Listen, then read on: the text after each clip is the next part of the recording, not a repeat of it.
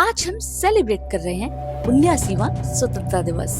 पर एक सच जो हम हमेशा इग्नोर करते आए हैं, क्या हमने वो भारत बनाया जिसका सपना भगत सिंह, गांधी जी, नेताजी और लाखों शहीदों ने देखा था?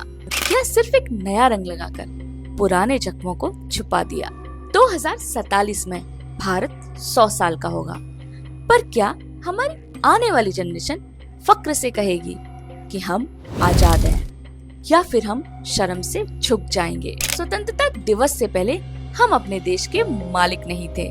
अंग्रेज हमारा सोना, हमारा अनाज और हमारे मसाले लूटकर अपने मुल्क ले जाते थे। हमारी फैक्ट्रीज सिर्फ उनके फायदे के लिए चलती थी।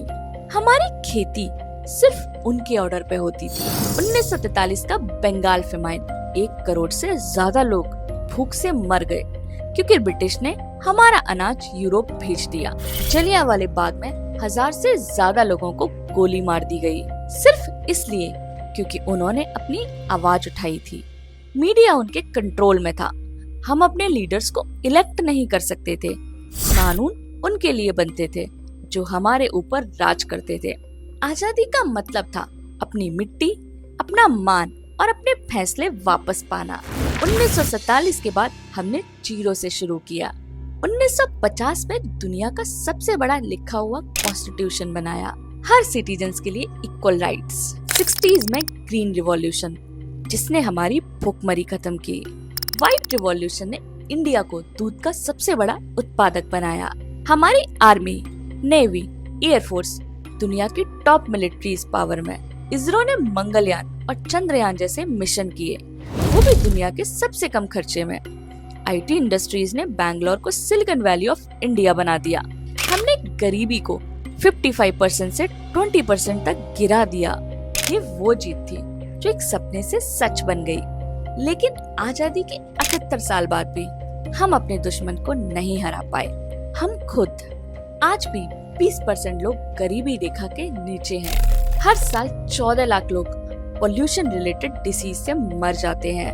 एजुकेशन सिस्टम सबके लिए, पर क्वालिटी एजुकेशन सिर्फ कुछ को मिलती है। अनएम्प्लॉयमेंट 7% के आसपास अटका हुआ है और स्किल्ड यूथ देश के बाहर जा रहा है। ब्रेन ड्रेन, और सबसे खतरनाक, हम एक दूसरे को कास्ट, रिलीजन और लैंग्वेज के बेसिस पे आज भी तोड़ रहे हैं। करप्शन हर सिस्टम में घुसा हुआ है, पॉलिटिशियन से लेकर लोकल ऑफिसेस तक। ये गुलामी अंग्रेजों की नहीं, पर अपनी आदतों की है। 2025 की ग्राउंड रियलिटी। इलेक्शन कमीशन के रिपोर्ट्स दिखाते हैं कि हर इलेक्शन में मनी और फ्रीबीज का रोल बढ़ रहा है। वोटर टर्नआउट में यूथ का परसेंटेज कम हो रहा है।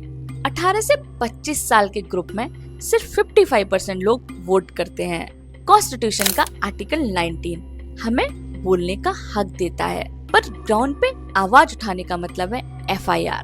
ब्रिटिश का डिवाइड एंड रूल आज भी हम फॉलो कर रहे हैं। पॉलिटिकल इंडिपेंडेंस मिल चुकी है, बट इकोनॉमिक इंडिपेंडेंस, चाइना से इंपोर्ट्स बढ़ रहे हैं। Social independence still trapped in discrimination and superstition. Mental independence आज भी हम ब्लाइंडली फॉलो करते हैं हर लीडर्स और इन्फ्लुएंसर्स को। भारत फ्री हुआ, पर क्या हम इंडियंस भी फ्री हुए? अगर आज भगत सिंह, राजगुरु और सुखदेव वापस आते तो क्या वो कहते हाँ ये आजाद भारत है, या बोलते तुमने सिर्फ हुकूमतें बदली, सिस्टम नहीं? आजादी का मतलब परेड देखना नहीं, बल्कि हर दिन जिम्मेदारी निभाना है। तभी आजादी का सच में मतलब होगा। दोस्तों, तिरंगा लहराना इजी है, पर उसका रिस्पेक्ट करना टफ है।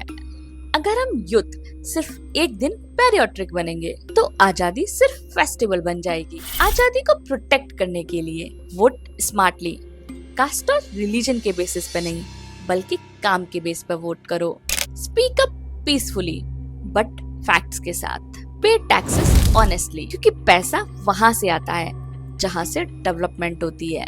Stay United. कास्ट, रिलीजन और लैंग्वेज के बैरियर को तोड़ दो। Be informed.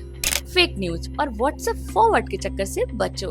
आजादी का असली मतलब तब होगा जब गरीब भी सेम हॉस्पिटल, सेम एजुकेशन और सेम इज्जत पाए जो कि अमीर को मिलती है। जब हर इंडियन कानून फॉलो करे, करप्शन जीरो हो और हम सेम एजुकेशन और सेम इज्जत पाए जो कि अमीर को मिलती है।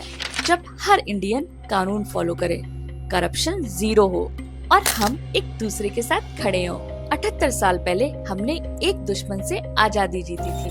अगले 22 साल में हमें अपने अंदर के दुश्मन, अपनी आदतें, अपनी सोच से आजादी जीतनी है, ताकि जब 2047 आए हम फक्र से कह सकें, हाँ हम आजाद हैं। जय हिंद।